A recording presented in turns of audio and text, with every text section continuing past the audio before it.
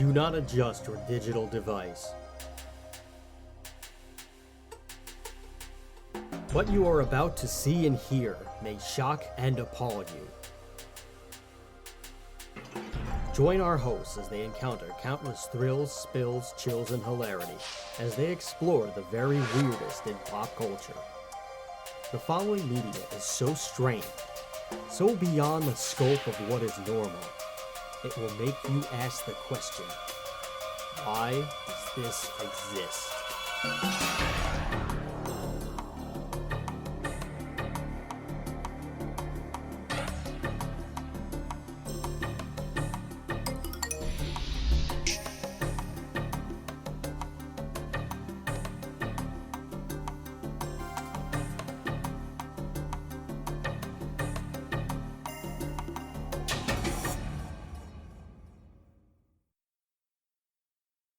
So, who the hell knows? Where were we on this View Askewniverse thing? Yeah, you kind of flew off into another trajectory there. I mean, that's what we were talking about Clerks, the animated series. Show.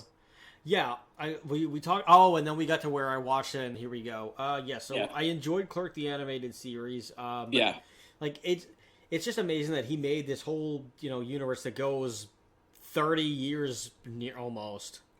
Yeah. Almost 30 years now. Almost 30 years. Probably by the time Clerks 3 happens, it will be 2024. I think that's what he's aiming for. So we'll say for that would be a great, that would be a nice little 30th anniversary of the View Askewniverse is Clerks 3, that would be a nice little thing to do. Or Mallrats 2, Yeah, I wonder if the idea would be to after Twilight of the Mallrats and Clerks 3 that he would end up putting the bow on the View Askewniverse. I imagine if he still chose to make more movies, which I'm sure he would well into his 60s and 70s and 80s if he can. But I would imagine. I wonder if he would be I wonder if he would just kind of make Clerks 3 or Twilight of the Mallrats one the last movie in the View Askewniverse, and then just make other movies.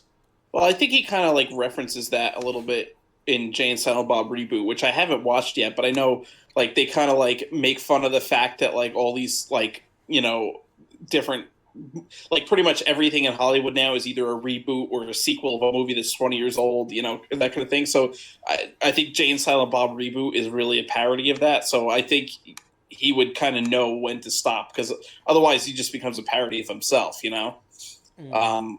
So I would hope that, and it would be nice, to have, a bow on the end of the View Askewniverse, so that way he could do something else and make a different, universe, try something else, instead of, make another, continue with his horror movie universe or something, Right. So I don't know. We'll you got to see what happens. Obviously it's dependent on how Kevin Smith feels and what he wants to do, and sure. Ultimately it's his baby. The View Askewniverse made him what he is. Yeah. So he's gonna just do it. Why can't I speak English? Do with it what he pleases. There we go. Yeah. One of the other reasons why he's so well liked is the guy never forgot where he came from. Yes. He's very down to earth. Yeah, he's still down to earth. He's still a New Jersey guy. He's not he's not a snob or anything. He still appreciates his fans and everything. He still is very open and just bears his soul on everything. Even in the evening at Kevin Smith stuff, he's always taking pot shots at himself, which I don't think he has to do, but that's he is who he is. He bears his heart on his sleeve, and he's he seems like a really great guy. I'm not his friend. I don't know him. I'd like to, and I'd like to be. But, that's. I mean, I think a lot of it too is that growing up, his he was always a heavier dude back when he was younger. He's actually lost a lot of weight now. He looks great. Yeah, he has. But when he was younger, he was thanks to his daughter's a vegan, so she turned him on to veganism, but he there was a diet called Just Sides that Penn Jillette actually followed. Yeah, I've heard and about lost this. weight Yeah. to it. I wanted to try it as an experiment.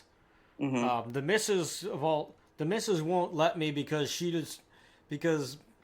doesn't want to see me hurt myself because I have to suffer from just like so. Just Sides is essentially that you eat only side dishes, which are mostly vegetables and stuff, but you can't season them. You can't do anything to them.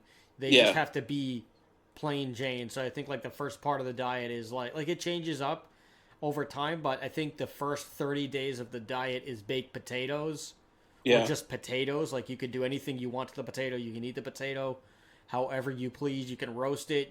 There's no time limit. You can eat potatoes any hour of the day, but you can't season them. Like you can't do anything to the potato that would make it taste good other than like you can't do anything. You can't give it butter. You can't salt it. You can't pepper it. You can't do anything. It's just a plain Jane boring potato. And that's it. And you just eat it for 30 days. And that's it. And then there's all these, and then, then there's the broccoli, the cauliflower, the carrots, and all the other things that are just side dishes. But the trick is to not season them. Or, anything that makes it delicious, you can't add to it. Yeah. And he was just like, this is just pure torture for me. I don't know if I could keep doing this. And his daughter was just like, well, because he had a heart attack. Yes, a widowmaker. Yeah, he had a really bad heart attack. Yeah, he was lucky to live. He was lucky that someone recognized that he was having a heart attack and like immediately called an ambulance. Because otherwise he probably wouldn't be here today. Probably not. And like what I was saying is that I think a lot of his comedy was like his self-deprecating humor specifically is because that's what he did growing up as like a bigger dude. He just like that was like the way for him to like kind of like fit in with people. It was just to like make fun of himself. Yeah, I mean, I don't blame the guy. Like I wasn't like I've never been like a fat guy. I've never had the best body, but like I'm short. I'm 5'2". Like that's kind of my thing. So like sometimes people would try to like to like say something about it or like as a put down or whatever, or they're just like or like take a shot at me there. So a lot of times I like that was the elephant in the room or the ant in the room or whatever you want to call it, but like I always knew that somebody else was going to try to do it first, so I might as well beat him to it. So I figured I might not be able to like to kick your ass in a fight, but if I can make you laugh, you'll probably be my friend and leave me alone. So I can totally like resonate with him as far as that goes. Yeah.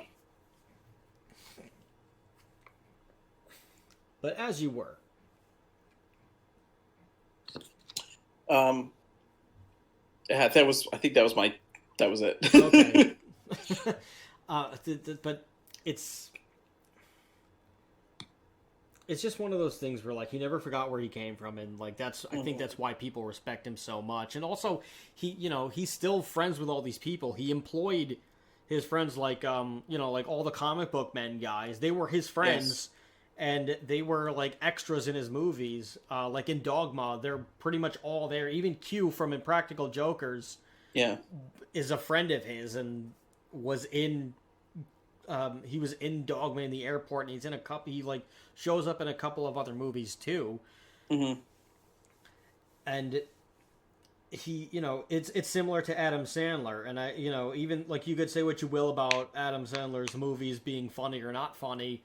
I think the movies that we as adults have now, who grew up with Adam Sandler's original movies that, are comedy gold in our eyes, not all of them have really aged that well, but they're, but I still find them funny because mostly from a nostalgia factor. But anyway, like his movies now, like they're more for kids. Like he has younger children, or he at least had younger children when he started making them in the style that he's made them now, where like they're like hulkier and like more goofier and more family oriented, and like sure, Yeah. there's like potty humor and stuff, but that's what kids laugh at, and like in the Yeah, age yeah. range that he's targeting. So it's not that he's not funny. He is like every once in a while he makes a movie like for his initial audience. Like you'll get it like every once in a while you'll get a Don't Mess with the Zohan, which is really funny. Or he Yeah. did a stand-up special a few years ago, 100% Fresh, that was hilarious. Like Adam Sandler's smart because he knows which audience he's going for, and he makes the movie that's going to have the humor for that audience. So he's really smart in it. And also, like, Uncut Gems was a drama, and it was really good. I think the plot, like, I think some of it in the plot was a little convoluted, and it was a little too fast paced for me at some times. But it was a good movie. The acting was like his performance was really good. Yeah. But the connection that I'm trying to make here is like Adam Sandler, Kevin Smith puts his friends in the movie. Kevin Smith, Yes. Adam Sandler puts all of his friends in the movies. His buddies from SNL, his buddies who are just production people. Tim Hurley, who him and Chris Farley made the infamous Hurley Boys sketch, which is hilarious. Mm-hmm. He was a writer on SNL, and that's like one of his top writers, if not his head writer. Adam Sandler is this guy Tim Hurley, who he dude, you helped make me who I am. Let me give you a job. It's also like The Rock. Brian Gowertz was one of the writers for WWE who worked heavily with The Rock and like Jericho and and a lot of the guys in the Attitude Era, and who like helped them with who like helped them develop their characters and everything, and wrote stuff with them and like really worked with them. And he works for The Rock now with his $7 Productions. So like a lot of these guys who are well respected and well liked, they're nice guys. They're not, they don't forget where they came from, no matter how much money they have, and they still they still give back to people, and they bring their buddies along for the ride. Like there's an Irish creed that I like to live by too if I can. It doesn't always happen, but my belief is like it's just jobs for the boys. That's essentially just that's the Irish phrase, jobs for the boys, which just means, you take care of your friends. If your friends need a job, try to get them a job in your company, or try to get them a job with you. Yeah. It makes it less of a grind, and like you can at least make a couple of bright spots, and like you're still kind of hanging out, but you're also like doing work at the same time, and also, it's loyalty, which that's very much into my core values. If by the grace of God I end up, one day I end up becoming a multimillionaire or whatever, I have like a big company or whatever this like little pipe dream, I'm going to try to make sure that as many friends as I can, like, work with me. Yeah. I'm not going to like I would much rather hire a bunch of my friends, even if they don't know what they're doing. I'll teach them what they need to do, or I'll hire somebody or I'll hire somebody as a manager to it's better teach my friends what the hell they need to do. I'm not going to be I'm not going to just, I'm not going to do anything. I'm not going to like look for, somebody's Harvard Ivy League qualifications or whatever. No, I don't know you. I'm going to like help my friends, especially if they're in dire need. I'm going to like make sure that I like take care of them, because that's what you do. Yeah. Well, and I think it's, when you're working, when you hire people that you've known your whole life, that are friends, you could trust them because you know them, you really know them. It's not like you're hiring some stranger where you have to interview them, and could be just some guy who's like good at interviewing and just bullshits his way through, and then is not a good worker. When you hire someone that you know them, you could trust them to do a good job, and even if they don't know necessarily what they're doing right away, you could teach them, and that they'll learn. Right. So I think that that really makes a difference there. Right, and it speaks to their character too. Yeah, exactly. Kevin Smith, when he made it, he could have like said "fuck you" to all those people that he worked with on Clerks, and never talked to them again, and been like a hotshot Hollywood dude with millions of dollars, but everyone would think he's a douchebag. So he did the right thing. He remembered, like you said, he remembered where he came from, and he was like a good dude. He wasn't like a Hollywood douchebag that like made it and then became an asshole. Like he remembered all of his friends and always like put them in his movies and stuff like that. And he's just a good dude overall. He's a good grew up in a small town and has those values. Right. Right, and I mean, So, you hear things. You hear things as to who, like it doesn't matter. Like, I'm not a famous guy, but like you hear things on who's a nice guy and who's not a nice guy. Like, I'll be absolutely like going back to Adam Sandler. The only reason that Kevin James has a job is because Chris Farley's not alive anymore. Mm-hmm. But I've heard from people that Kevin James is not necessarily a nice guy to his fans, and he's like a hotshot full of himself. But like, there's Kevin Smith, who was, a good dude. He's still friends with everybody. He gave his friends jobs, like whether they were running the comic book store, or they're doing parts in his movies, or they're doing their own thing now, thanks to him, or whatever. And then, you've got like genuinely good people, and then but like for every good person, there's like a now I don't know how true this is, but I heard this too, that that like for every good person there's apparently a Jennifer Lopez. I've heard that like Jennifer Lopez, when she was doing the Jenny from the Block music video, she tried to go back to her old neighborhood, and she never did anything for that neighborhood when she left. She got like all highbrow and whatever, and like the only person she took care of her was her mom, which I'll give you that. You take care of your mama no matter what. But she went back to supposedly she went back to the old neighborhood and was like, okay, I need to get people in here. And like people threw rocks at her limo when they found out that she was coming through. So she couldn't shoot the video there. She had to go on like a sound stage or whatever. And they had to like recreate like a suburban Bronx neighborhood or whatever. And it's like, it was like, because like the whole song was about her like saying how she didn't forget she remembered where she came from and how she knows where she came from, but like it's not true. That's what I've heard. I don't I can't speak the truth of it. I'm not friends with J-Lo, nor do I expect to be at any point in my life. Nobody knows what the future will bring. No, I guess if we want to ask somebody in the View Askewniverse, we could ask Ben Affleck about that. Who Kevin Smith basically discovered him and Matt Damon because he put them in Dogma, which Dogma is my favorite View Askewniverse movie. And I'll get to why in a minute, but Kevin Smith cast them in Dogma, and he also brought Good Will Hunting to Harvey Weinstein and Miramax. Yeah. And he said, listen, I'll help. And I think he wrote the script too, or he helped revise, or he helped work on the screenplay. And I mean, you could see some of it in the dialogue in that movie. Yeah.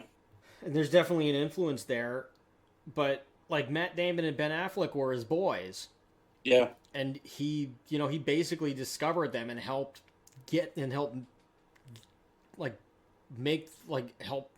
mold them and get their foot in the door. Yeah. And they appear in a number of his movies. Yeah. Ben Affleck is in almost everyone. I'm pretty sure he's in Mallrats. He's in Dogma, Amy. Obviously. He's in Chasing Amy. He's in Clerks 2. His Bob appearance in Clerks 2 is just a cameo, but he's in Jay and Silent Bob Strike Back. He's also in Jay and Silent Bob Reboot. He makes like a very brief cameo, which for years they didn't. He's in Geely, which I think that was what started his relationship with Jennifer Lopez when they were together. And he's also so they didn't talk for a long time. Like they had a falling out, I think, after Geely or something like that, because it did not do well in the box office.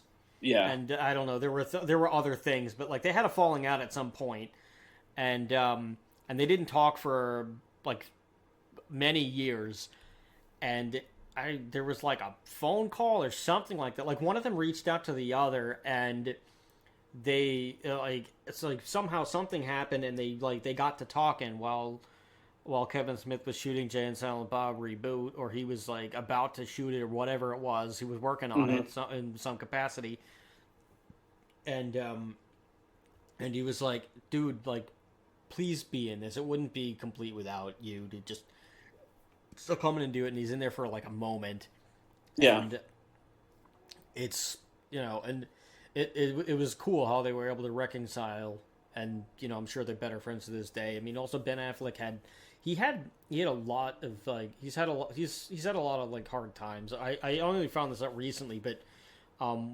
one of the reasons why he had dropped out of doing the Batman movie that he was writing and directing and gonna act in too was he ended up relapsing into alcoholism, and I didn't know that he had been an alcoholic at any point in his life. I didn't know about that. I think he just kept it like I think he was like a closeted alcoholic for some time. Yeah. And so he's had his demons like many of us. Yeah. But it was cool that they were able to reconcile and get together. But he's in a lot of the movies, and Kevin Smith helped make him and Matt Damon's careers really into what they are. Because Good Will Hunting ends up winning an Oscar. Yeah, several like I believe it was several Oscars, but it's a really classic movie, and like Robin Williams is of course brilliant in that, and it really shows his range as an actor.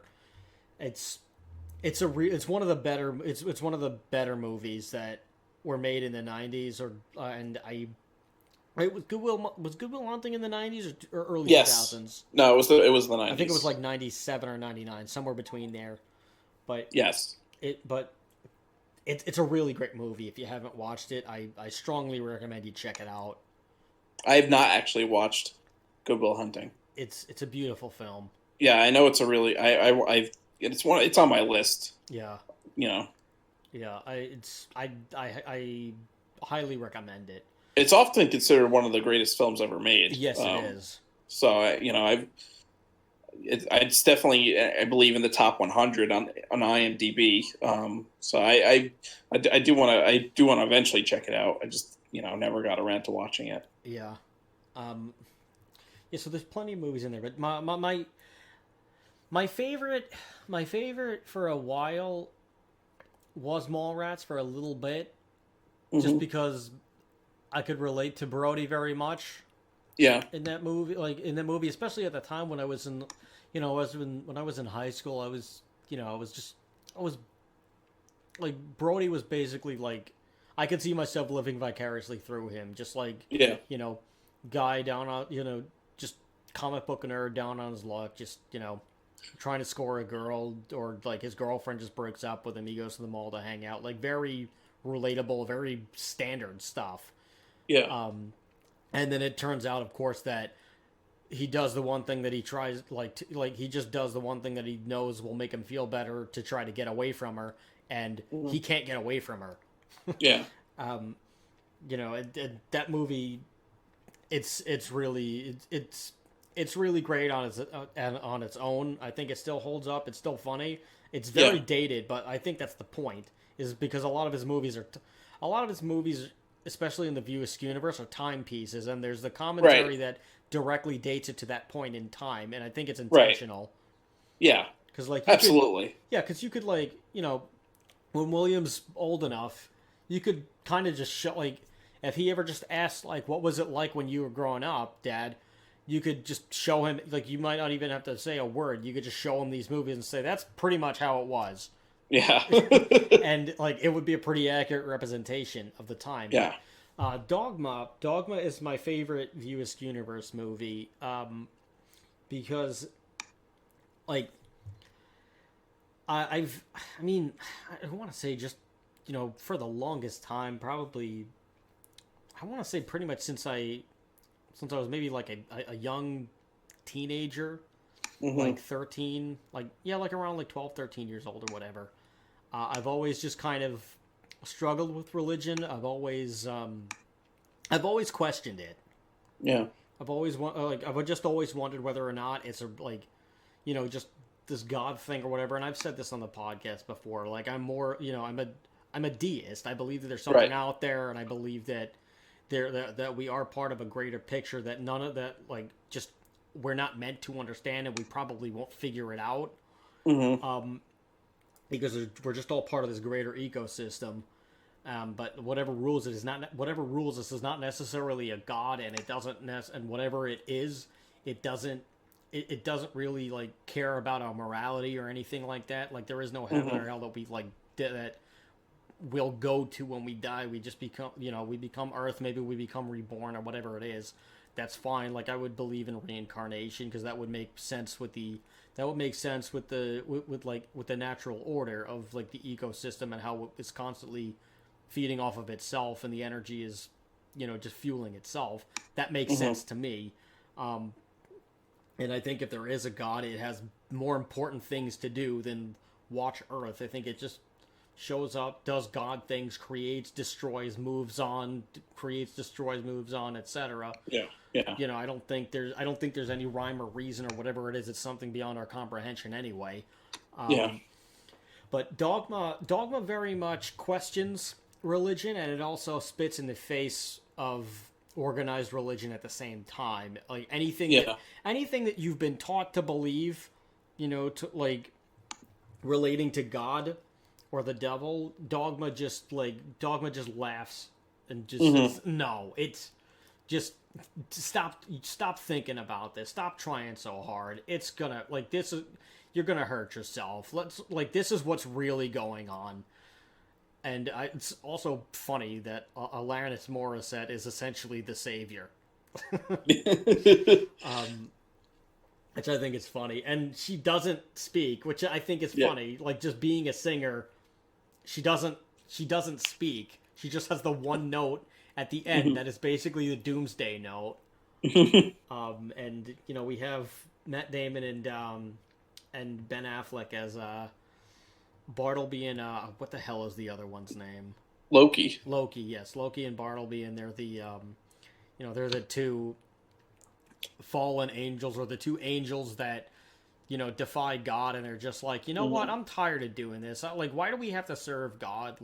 God doesn't care. We're just essentially employees. We're not, there's nothing exalted or anything about us. There's nothing, this whole hierarchy thing is BS. And we don't agree with what God's doing, so we're gonna leave.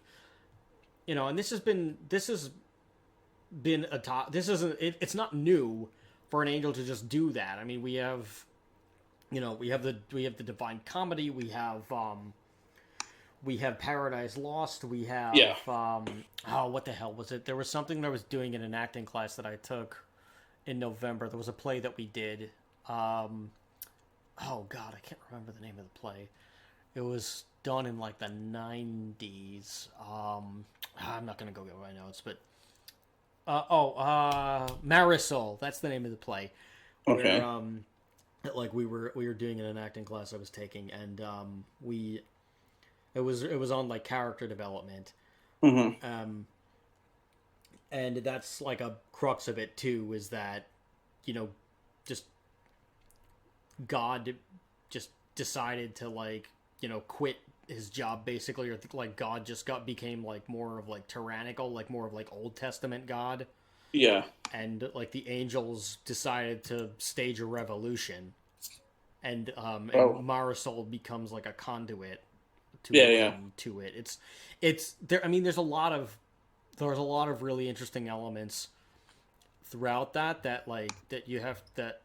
And a lot of it is just there's a lot of it is allegories for various things, whether it be religion or government or AIDS, because it was the late 80s, the early 90s, when it was known when AIDS was really becoming, when AIDS was becoming a pandemic. Yeah. So there's a lot of things in that play, but that's it's similar to Dogma, where Dogma just with the angels revolting against God, and there's also Jason Lee, who plays he's not the devil, but he's like he's like a demon. He plays like a demon who's like essentially, like the right hand man of the devil, basically, who's like just doing all the little like mischievous things and all the manipulation that he's got to do. Which I actually I met Jason Lee when I was about 13 years old. He's a New Jersey guy too, and I loved the show. My Name Is Earl. He broke out in a couple of ways. Like, he was a pro skater before he really, like, made it big with the My Name Is Earl. Really? I didn't know that. Yeah, he was skating. Like, I met him at a skateboarding demo in Williamsburg at this skate shop called KCDC Skateboards, I think was the name of the store, or KCDC Skate Shop. I don't know if it's still around. But it was this little like thing and like more industrial, because like this was before it was like a hipster haven, Williamsburg. Like, nobody wanted it. You couldn't pay somebody to live there because it was like crime ridden at night, and you really had to like watch out for stuff. But KCDC Skate Shop, it was like a warehouse skate shop that had like a 6 or 8 foot like half pipe in the store, which was cool. Where like a lot of, if you were like sponsored by the shop, or if like you were, if you signed a waiver or whatever, then like you could skate the half pipe in there. And I never did it because I wasn't like a half pipe guy. I'm even to this day, if I like went back into skateboarding, I still don't think I'd have the balls to be like a pool skater or like a vert skater. I'd probably stay as a street skater. But it was a really cool freaking shop, and they do signings and like video releases and stuff like that all the time. It was a really neat place to go. But it was like the one store in the middle of like an industrial block that had like very wide streets, and there weren't pretty much no cars parked on it. I guess because there were other warehouses and things around it, but I don't really know. I never really like walked around the block or anything. I just went like my dad would drive us to the signing, or somebody's parents would drive us to the signing or whatever. We'd go to the shop. We'd go to the signing. I went to a couple. I went to that, and I went to an Element one time too. And I got to play like a game of skate with Colt Cannon. He was one of the pro skaters at the time. He was like up and coming at that point. But he was a cool guy.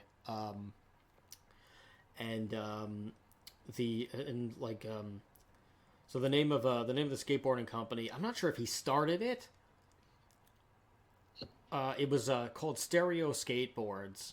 Okay. I had a T-shirt for many years that like him and the other guy, Chris Postras, had like, they signed the T-shirt. And I had it for a while. But that was where I met Jason Lee. He signed a couple of things, and then like Chris Postras signed a couple of things, and we just kind of hung out. They played skate with a few people, and I mean, if you don't know what skate is basically horse for skateboarding, where like instead of shooting a basketball through the hoop and instead of shooting like a 3-point shot or a shot behind or a shot from any like place on the court, and then everybody has to get the same has to score the same shot from the same distance or whatever it is, or the same angle. Otherwise, they get the letter H or O, R, S, E until somebody gets horse and they're eliminated and it's the last man standing.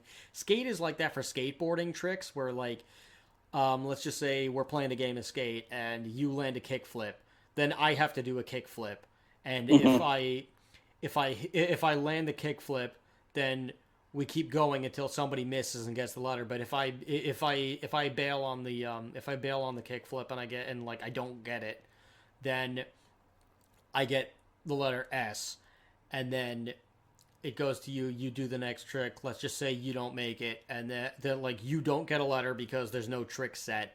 So then I go and I do I do a Casper slide. So then you have to do a Casper slide, and if you make it, no letter. If you don't make it, then you get S, and then we keep going until somebody gets eliminated. But we hung out, we met Jason Lee, we talked to him for a little bit. I don't remember what we said because I was like 13, 14 years old, but he was, and we talked to Chris Postros. They were both very cool guys. Yeah. And, it was just a thing we did. Yeah. I mean, it was just one of the many things we did when we were skating, and it was a lot of fun. But Jason Lee was a New Jersey guy, and he made it in both acting and skateboarding, which, how many people can say that they accomplished both of their childhood dreams or both of their big goals or whatever in life, of the career paths that they wanted to do, and they weren't conventional career paths. There's not really a lot. I mean, it's the only people that I can really think of is like him, and like Chris Jericho, really. Yeah. There's. Well, I think largely too, again, he has Kevin Smith to thank for that because he was in, a number of the View Askewniverse. I think pretty much all of them except for Clerks 1. Yeah. If I remember correctly. So, I think that really kind of propelled his career. Yeah. In acting. Yeah. But that's why I enjoy Dogma, because it takes the idea of religion and it turns it on its head, and there's all this social commentary on religion and just everything that's wrong with it, basically. Yeah. And they kind of put into a ball, and it's not only the Catholic religion. I mean, a lot of it is because Kevin Smith was raised in a Catholic family, so you make fun of what you know sometimes. Yeah. But the commentary centers on all religion, and Chris Rock and Selma Hayek are awesome in that movie too, and George Carlin's also in it as kind of like the wise sage, where it's Chris Rock and Selma Hayek, and they're kind of like a mission to it's like and Jay and Silent Bob and Chris Rock essentially are on a mission to rescue, to stop Armageddon, basically, and they got to deliver Alanis Morissette to wherever she needs to go, and she's mute, so she can't tell them. And it's just really neat, and the humor is it's crude, but it's smart, which is kind of similar to which is Kevin Smith's style. It's crude and it's smart at the same time. Very tongue-in-cheek stuff, but it's really taking a big jab at religion and just organization, and it just pokes holes in all of the logic, and that's it's something. It was near and dear to me because I as I said before, I've been I've always had struggles with religion. I've always had challenges as to whether or not there is anything really there, or what I should believe in, or if I should believe in anything at all. And this really spoke to me, especially at the time that I first watched it, when I was maybe 14 or I think I was about 14 or 15 years old. And it was really yes, this is what I'm struggling with. I mean, I think the thing that really set me off on religion was when I found out about how in the Dark Ages the original biblical texts were burned and then rewritten by the priest to include hell.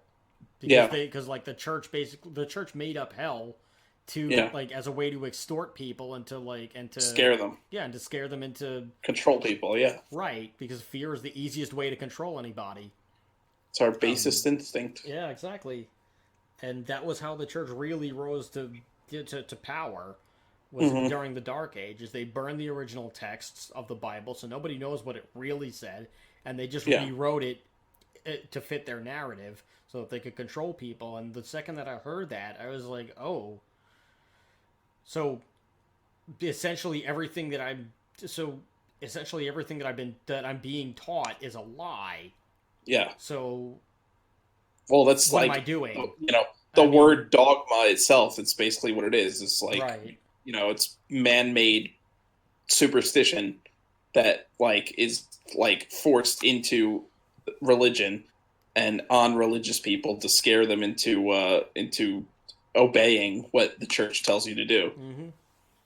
So Yeah, so this really, it really spoke to me, and it, there's still a part of me that is very near and dear to it, because Yeah. it helped me kind of understand things a little bit, and I was like, oh god, I'm not the only person who feels this way. I mean, I knew other people who did, because like I said, I was a metalhead kid, so like, Right. metalheads by nature do not necessarily believe in religion or generally anything that anybody tells them. We're always kind of like have it like a skewed angle on it, just kind of like, is this really, like, are they telling me the truth? Like, you kind of question things a lot more, I think, if you're a Hmm. metalhead guy, because like, there's just a lot more like you start to look into things a lot more, like when you're a metalhead guy, because a lot of the music that you're listening to is very political, or it takes a contradictory stance to a lot of things, or contrarian Yeah. approach. And sometimes it sounds crazy, and then you look it up, and you look up the meaning of certain songs, and you're like, oh, wait a minute, this is true, this is nuts. Uh-huh. um and like, just that's kind of where that help came from, so a lot of it just kind of helped shape me in a way. But just to piggyback off of that, there was a Dogma 2 sequel that was planned, and Yeah. it did not end up happening. And there's a series of View Askewniverse projects that were canceled, Yeah. that they attempted to do. One, like, I'd like to start the first one just because we're on the topic of Dogma. That Dogma 2, it was he apparently on his on his message boards, he had been like thinking about doing a Dogma sequel, like after 9/11. He had started to think about it, Hmm. and he here's the quote here that he responded to on a thing on the message boards, and we'll get to Kevin Smith's being a podcast pioneer in a minute. He wasn't the I don't think it was the first guy, but he was like one of the first celebrities to start doing it. Like, he Yeah. was somebody that definitely popularized it, and he was one of the first guys to really have his own like network, which is Smodcast. Hmm. Um, I mean, I don't want to talk too much on that, because I haven't listened to too many of them, but Yeah. I think it should be mentioned Well, that, I like, think I think he it's going pioneered off in in a it. little bit of a direction that's It doesn't really relate. It doesn't it's not. entirely Yeah, relate it's to not it. relevant to. Yeah. Yeah, so like, I guess that's all that I really have to say. He also like helped bring podcasting to the more mainstream level that it is today. Hmm. But he just did it, kind of like how we're doing it, where he just decided, what the hell, I'll bring my friends on and we'll just talk about stuff, Yeah. and people liked it and listened to it, and he still does it to this day. But Dogma. But okay, so here's the quote. In late November 2005, um, he responded to the Dogma sequel on the viewaskew.com message boards. So weird you should ask this, because ever since 9/11, I've been thinking about a sequel of sorts. I mean, the worst terrorist attack on American soil was religiously bent.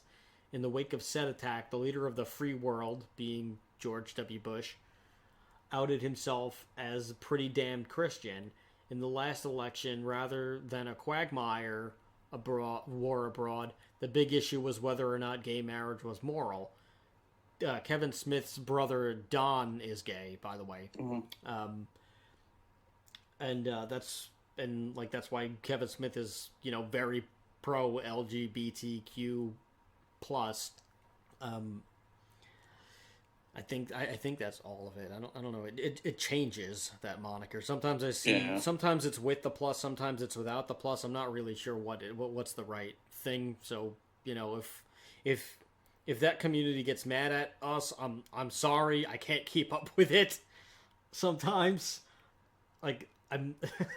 Anyway, before I say something else stupid, let me continue with the quote.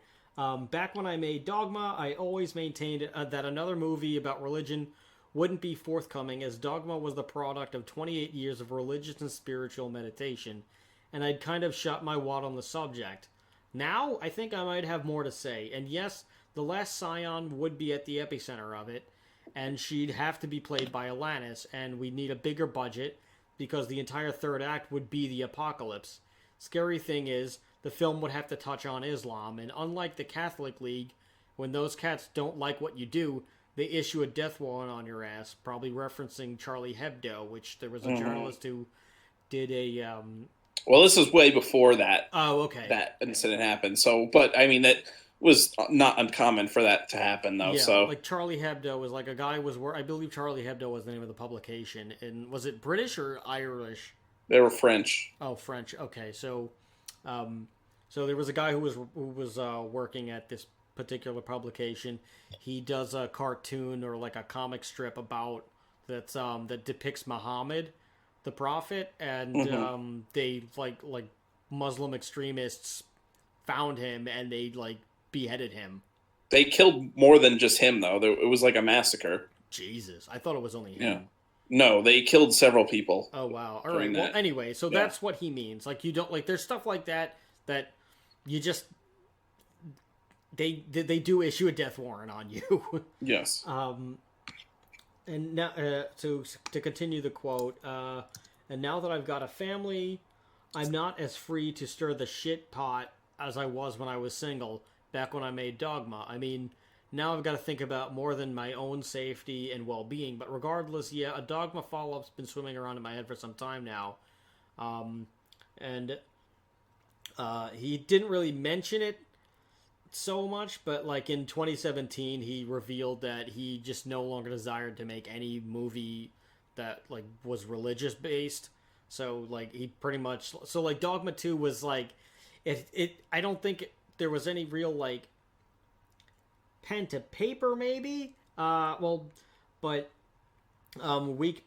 like apparently a few weeks before the Harvey Weinstein scandal came out to the public with like the whole Me Too movement's like beginnings really, or like the first big takedown of the Me Too movement, and rightfully so.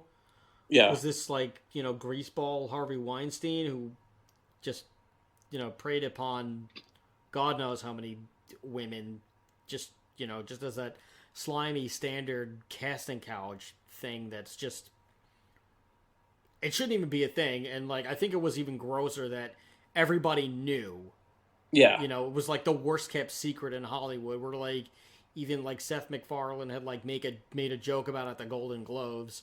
And like this was before the Me Too scandal came out of Weinstein. Well, I think the messed up thing was that like, and you could see this. They've done like compilations of like all these Hollywood actors kowtowing to Harvey Bob Weinstein because they gave us our break, and it's like I think that's why it was never really everyone knew what was going on, but they didn't want to say anything because they were like then you would never work again. Well, yeah, he was he was like probably the most powerful man in Hollywood.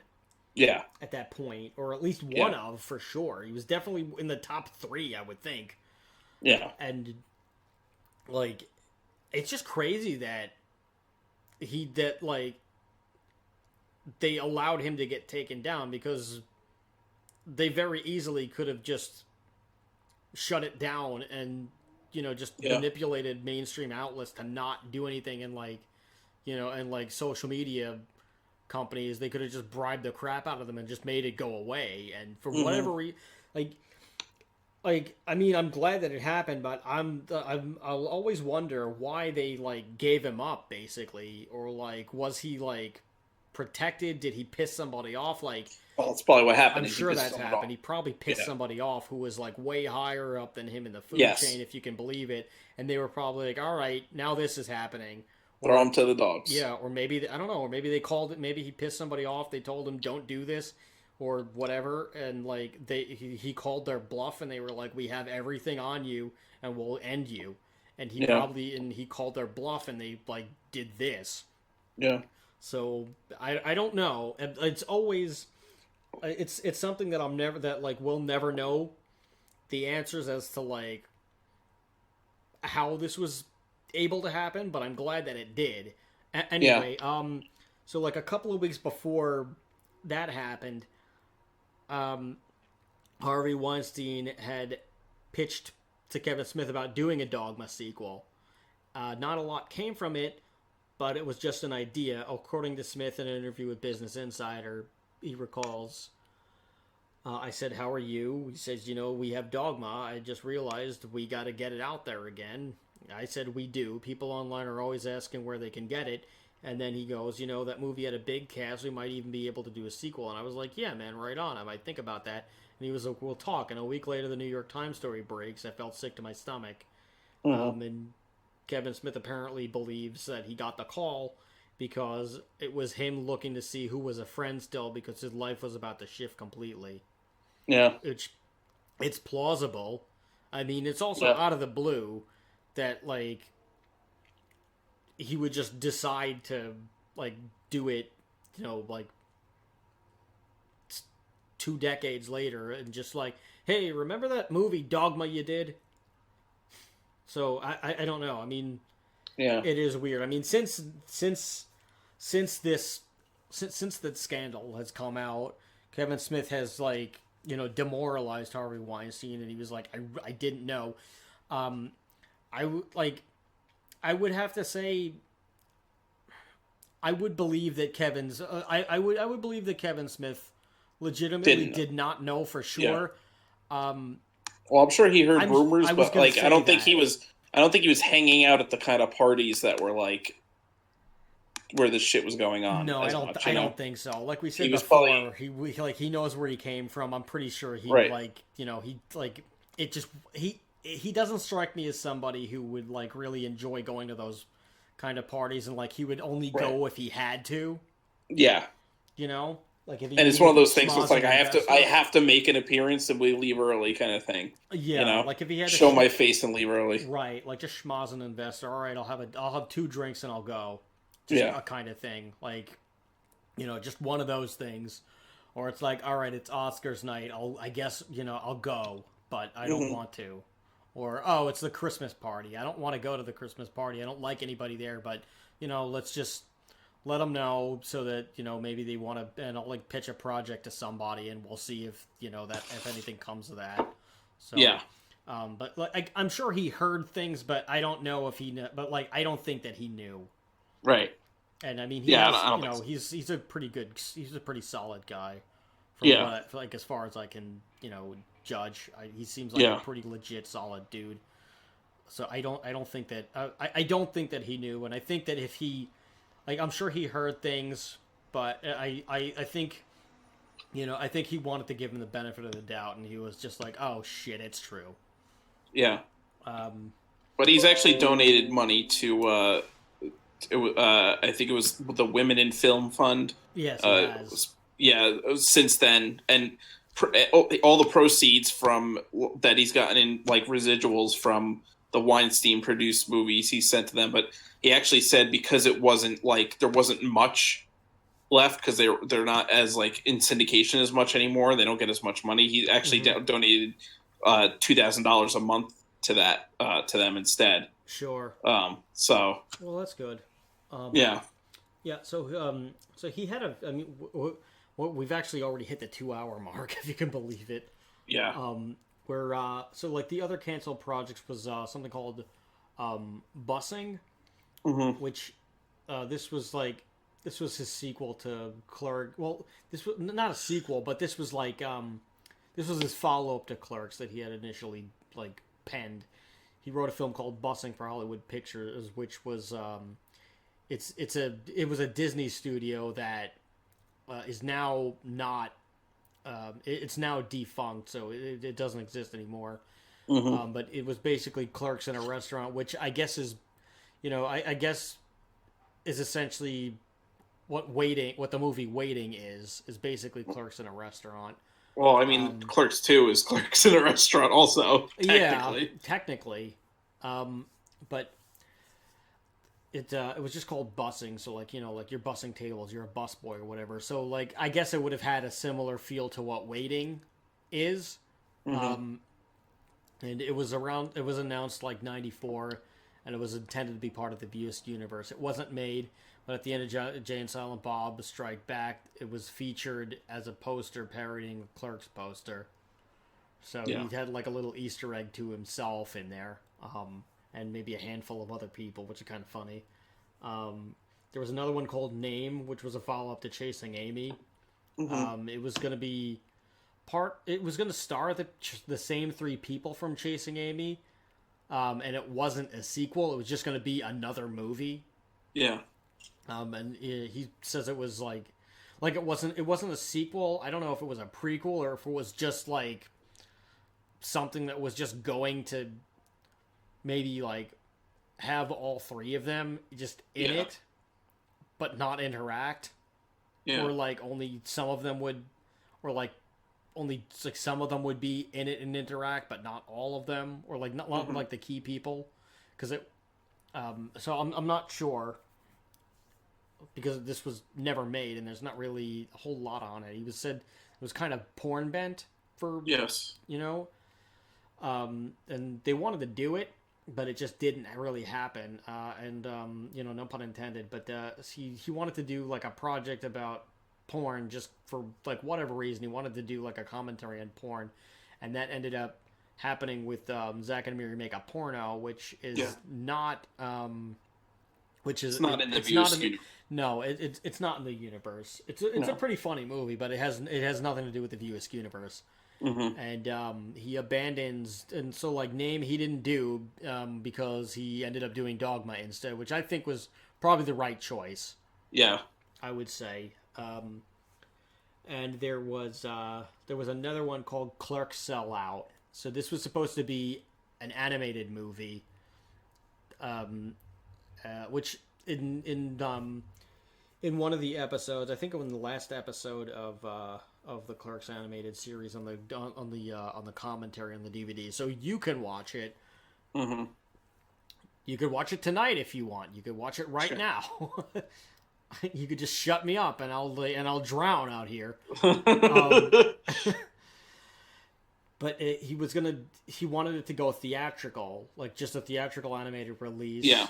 Because he had hoped that it would, get an Academy Award for the best animated feature, and then he made plans to go direct to video with it, and it was going to be it kind of waffled, or like maybe he didn't get the backing that he wanted, so like it was just going to go the way that it goes, and he was like, all right, well, as long as it gets released, I guess.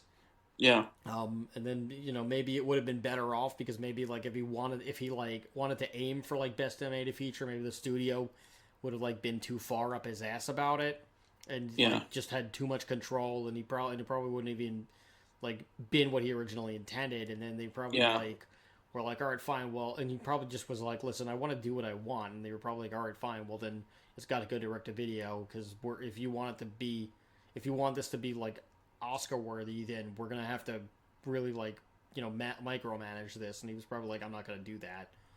I mean, I don't know, but I would speculate that could be why the compromise was made, but it didn't happen anyway. So the plot basically here, it says it was Dante and Randall that are making a movie about their lives at the Quick Stop, so it's a meta thing.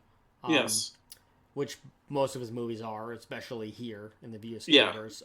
Well, I think that's like, I feel like that's what Clerks 3 is going to be, is basically like a meta, like almost like an autobiographical film of like, them making a movie about their lives at the Quick Stop, pretty much. Oh, it's probably what Clerks 3 is going to turn into. Yeah, so they make so the movie was going to be, animated movie. Dante and Randall are making a movie about their lives at the Quick Stop. And that's about it, and I guess stuff happens. In the interview, Smith expanded on the delays surrounding the film. He said that when Harvey and Bob Weinstein left Miramax, owned at the time by the Walt Disney Company, the split was not completely amicable. The rights to the Clerks television series were still owned by Disney, who, as a result, were reluctant to work with the Weinstein Company, throwing the future of Clerks sellout in the question. And at the 2017 Cornell Q&A, 2007. I'm sorry. Sorry. I guess every once in a while I get like random dyslexia. I don't know. Everybody does. I hope everybody does, or at least most people. Because if I'm all by my lonesome on this one, then I guess we gotta name. I guess we'll just have to name something Chris Butera disease, and I'll end up becoming famous on something that I didn't want, very much like Lou Gehrig. Yeah. I'm pretty sure that Lou Gehrig never wanted a disease named after him. Well, or anyone who had a disease. I'm pretty it's sure. like, oh, have you ever seen it was like the Family Guy sketch where they were talking about like Luke? Oh, like they're saying like how like, oh, it sucks that Lou Gehrig, had Lou Gehrig's disease or whatever, and it's like, it turns out like he was like a mad scientist, and he's like, I'll call this disease Lou Gehrig's disease. And then he like drops like the friggin' like the beaker, and it like spills the poison on him, and he's like, well, it like goes to him in a wheelchair, and he's like. I have seen that. I haven't seen Family Guy in like many years, but I do remember that. Yeah. So anyway, at the 2007 Cornell Q&A, well, now people know my last name. Well, damn it. But when we have a website... You doxed yourself. Yeah, I doxed myself. So here we go. This is me drowning everybody at 1:04 a.m. Eastern Standard Time. At the 20. Well, they only know where you live too. Well, they have an idea of where I live, so they can name like. I mean, that narrows it down a bit. At the 2007 Cornell Q&A, Smith said, due to the Miramax Weinstein argument, "You will see a Jay Silent Bob cartoon before Clerks sell out. Despite the fact that Sellout might not get made." Smith's new script for the long-awaited Clerks 3 will follow the original plot from the animated film. Oh, all right, cool. Yeah, so that makes sense. So that gives us a window to it. But before we go, we've got a few pages here from the Clerks 3 script that he's put in, and Kevin Smith just basically wrote Clerks 3 during the pandemic. Essentially, he started working on December 28th, and he finished the first draft within like a pretty quick amount of time. When did he post this? January 14th, 2021. He finished it. So he did this in like a matter of weeks. He finished this thing. Yeah. Which is crazy. But, let the guy work. That's all I can say. Let the guy friggin' work. Yeah. And here we go. He's ready to do it. Let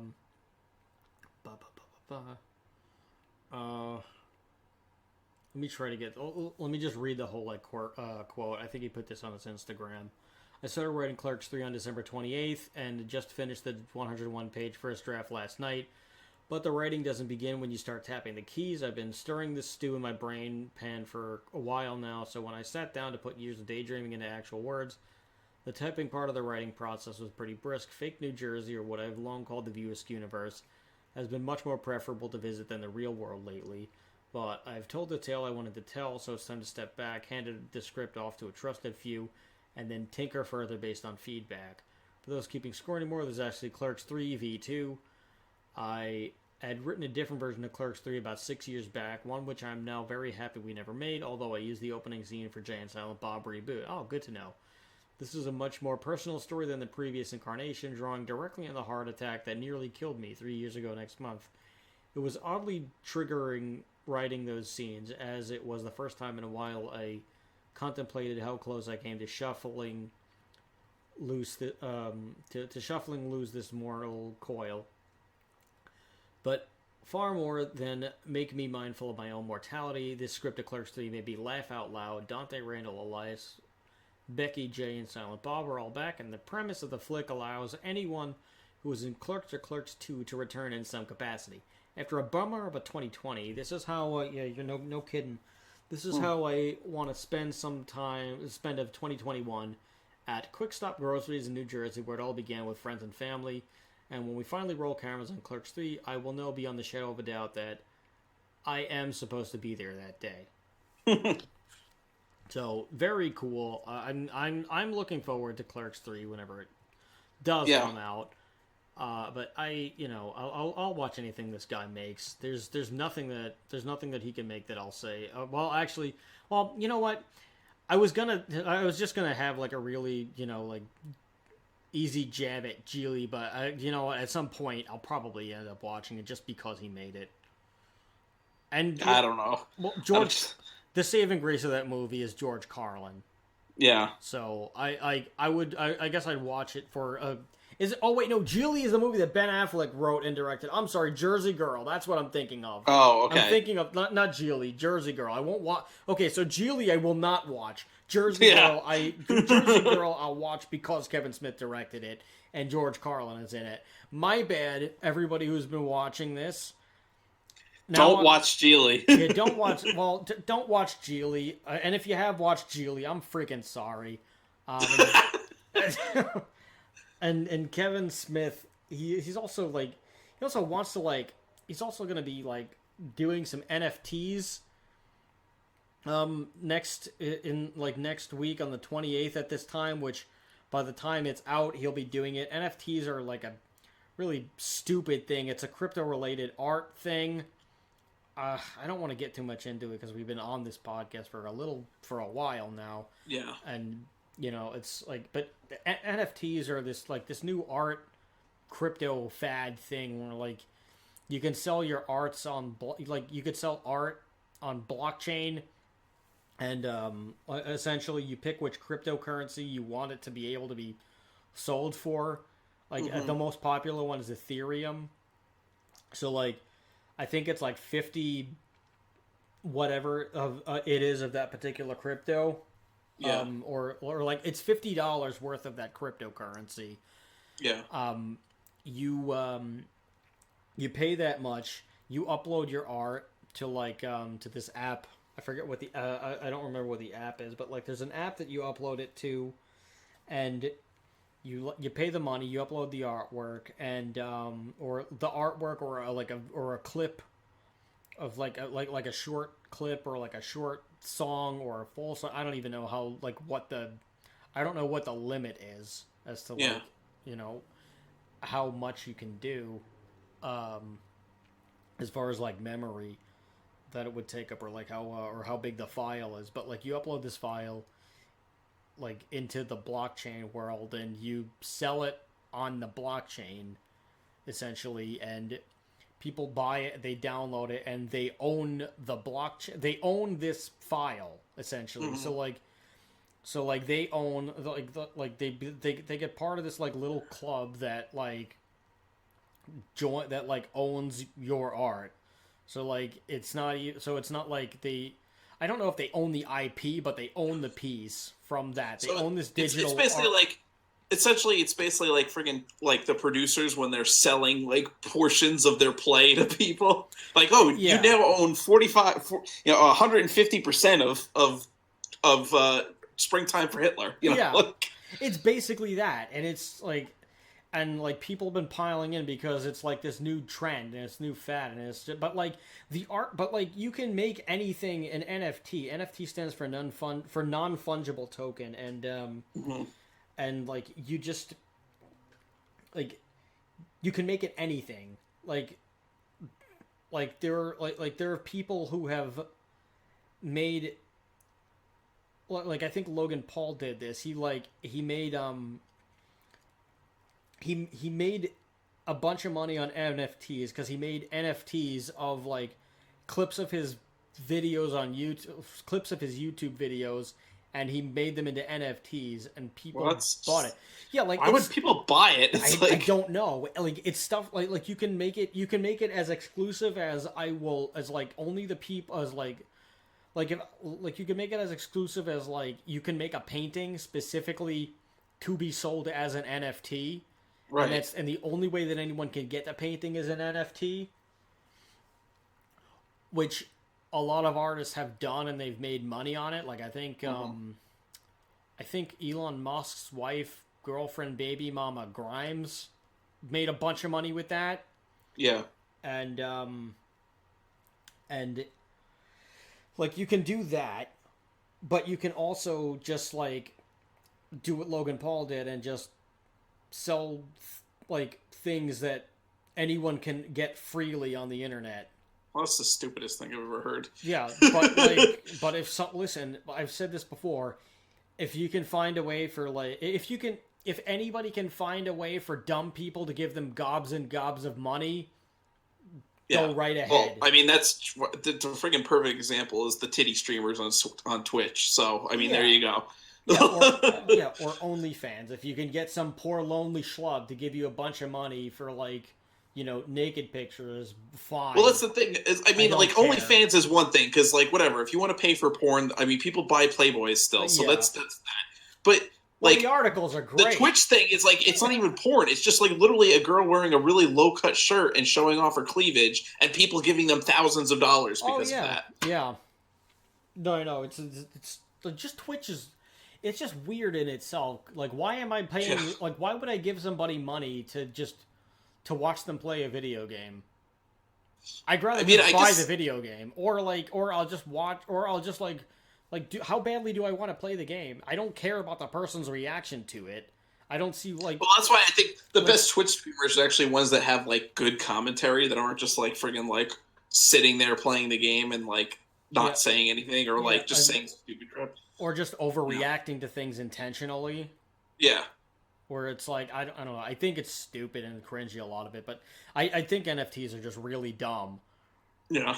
I mean, would I do NFTs one if I knew? Worse, yeah. Would I make one just to see if somebody would be dumb enough to give me money? Absolutely. But I think it's a stupid idea. Yeah. Anyway, so what I'd like to end the podcast on is the most iconic characters in pop culture from the View Askewniverse are, of course, Jay and Silent Bob.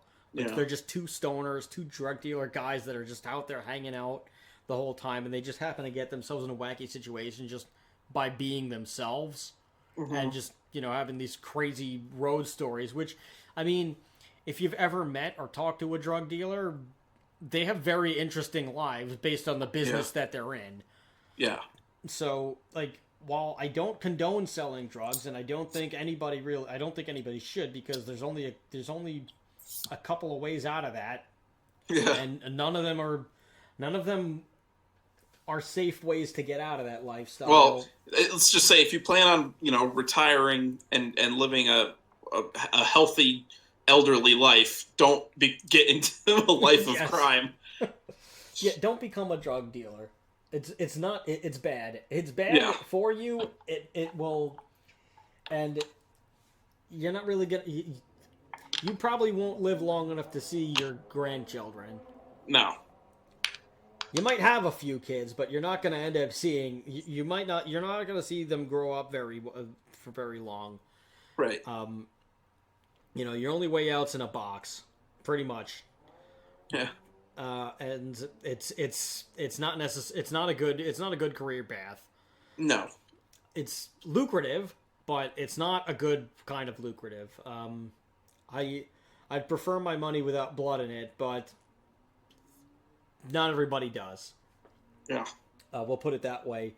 But if you've ever talked to one, they have some pretty crazy stories.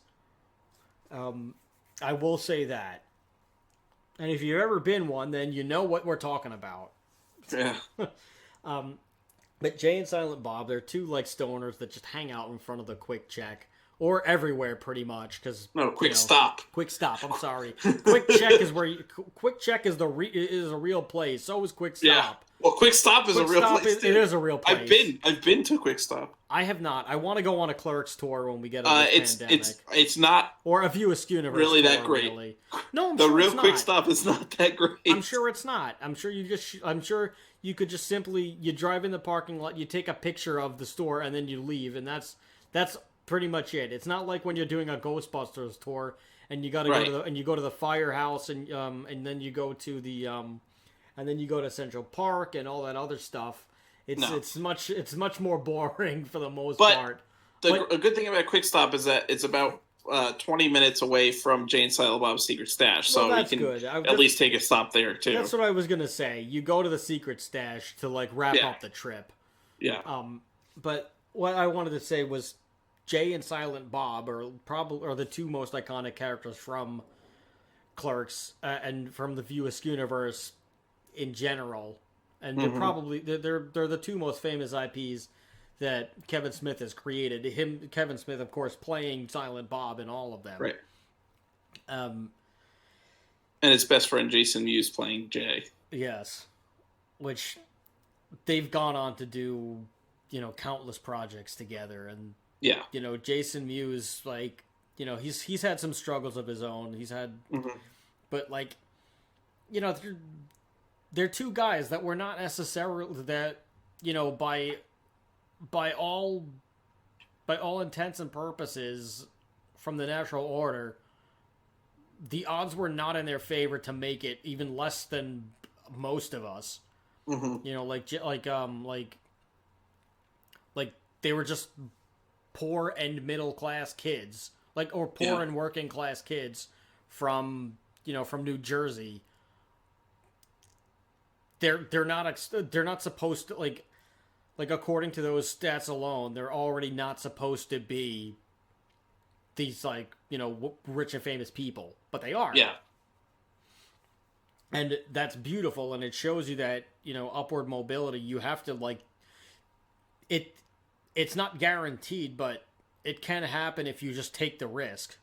Yeah. If you take the risk and, you know, you play, and, like, you know, you play your cards right with the hands that you're dealt, and, you know, luck ends up turning out in your favor, you have a shot in this world.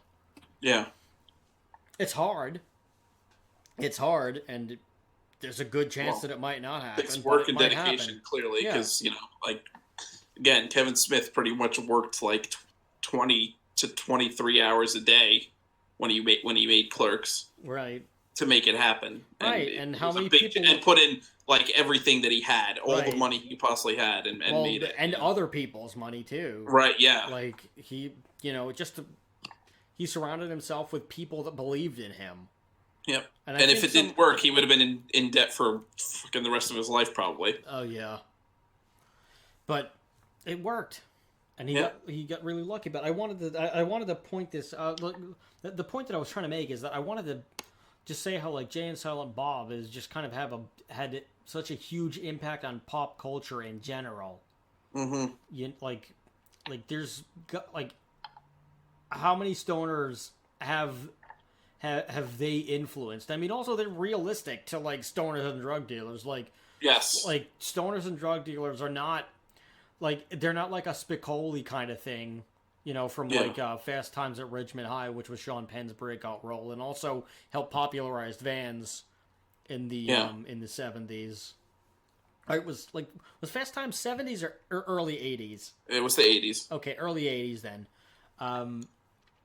So, like, it's like where like Spicoli was like, oh, that's how stoners are. That's how that's how people in California are. That's how stoners are. Okay, everyone's like, you know, a hippy dippy guy. Where, like, Jay and Silent Bob were, like, much more realistic. They were just, you know, they were just dudes that hung out on the corner and tried to, like, just sell drugs to people. That was it. Yeah. You know, and that was it.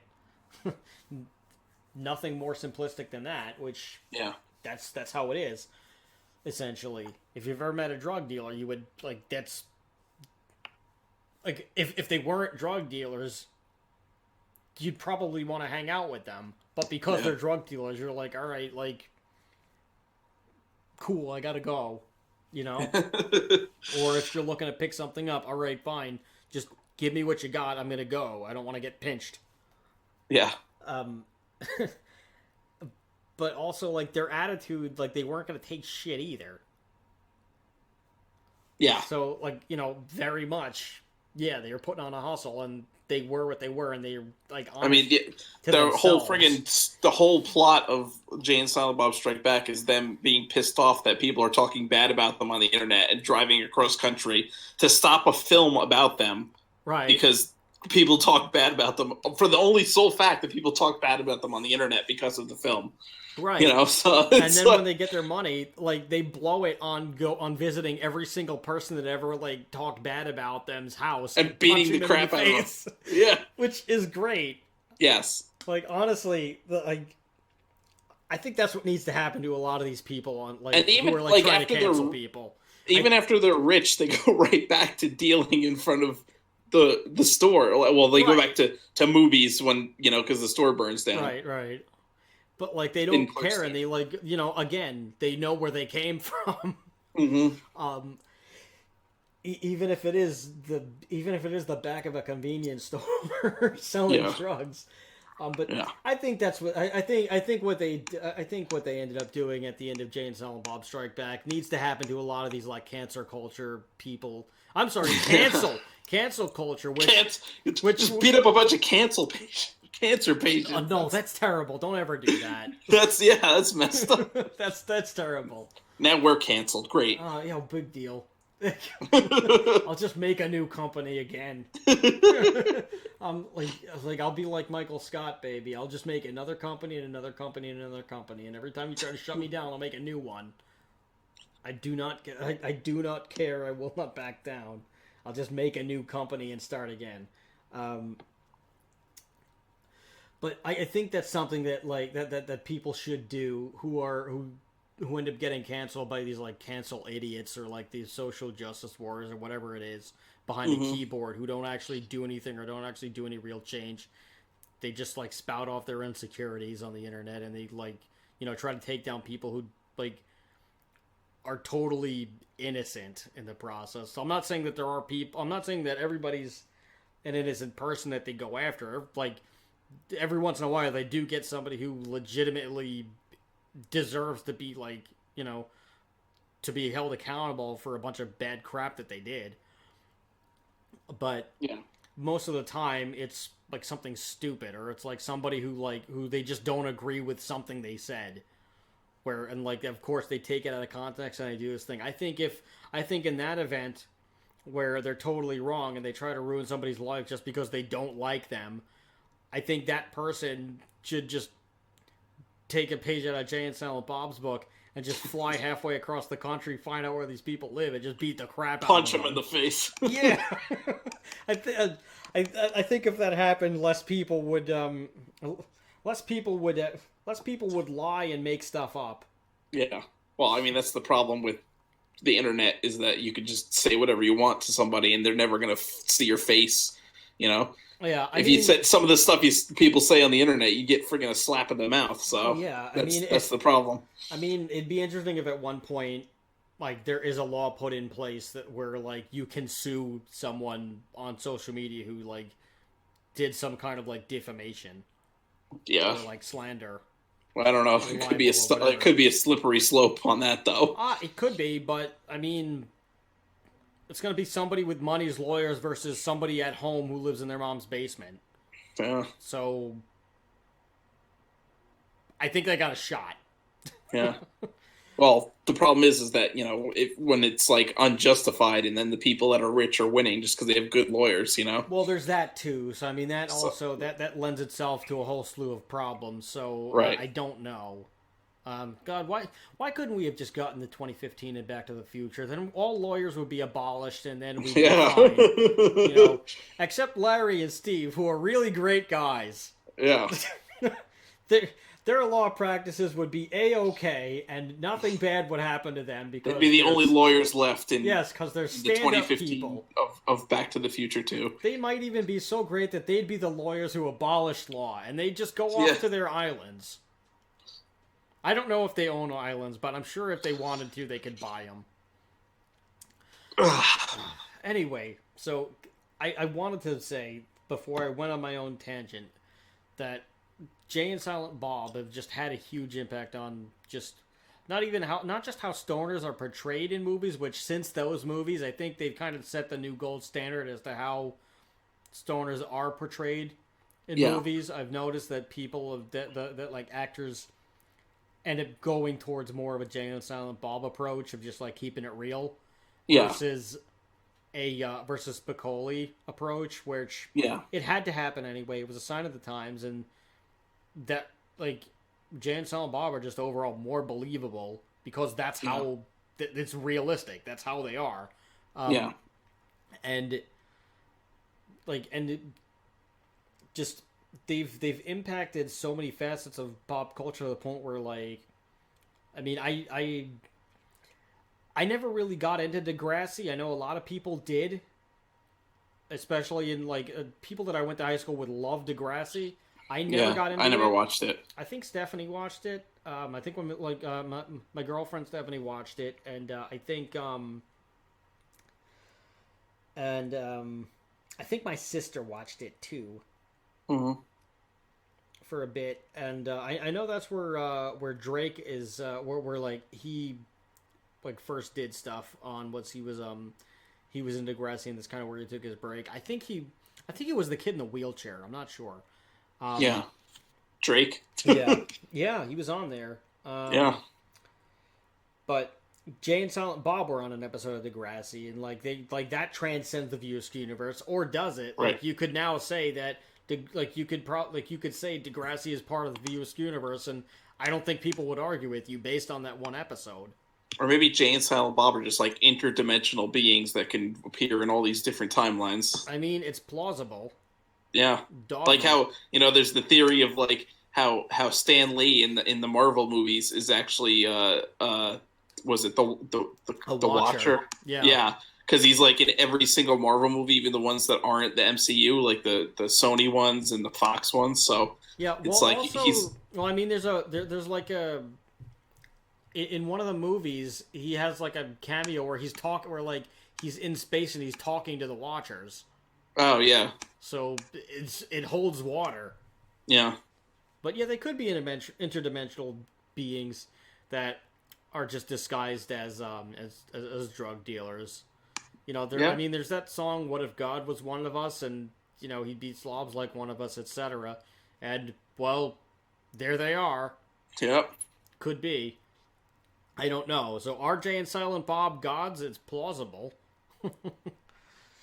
And on that note, we'll leave all you people out there with that question. Yes. Are Jay and Silent Bob interdimensional beings or gods? Who knows? Who knows? Don't forget to like, comment, and subscribe, and let us know what you think. Absolutely. Find us on YouTube. Patreon.com. Find us on YouTube at the channel Why Does This Exist? Like, comment, subscribe. Hit that stupid bell that nobody likes, so that everybody knows, so that you know when we have a show. Patreon.com/Why Does This Exist for bonus content, as well as getting to pick your own show that we can do and topic. Let us know if we're good, bad, suck, or if there's another weird thing in pop culture that you would like to see us talk about at whydoesthisexistshow@gmail.com. Find us on Podbean, Apple Podcasts, Google Podcasts, Spotify. Let me scroll down a minute. Okay. Pandora, Amazon Music, Audible, TuneIn, Alexa, iHeartRadio, Player FM, Listen Notes, and anywhere else where you can get your podcasts in audio, in digital audio device land or digital media device land. This has been Why Does This Exist? I've been Chris. And I've been Rob. And thank you very much for all this. Do not forget, question everything. Good night, everybody.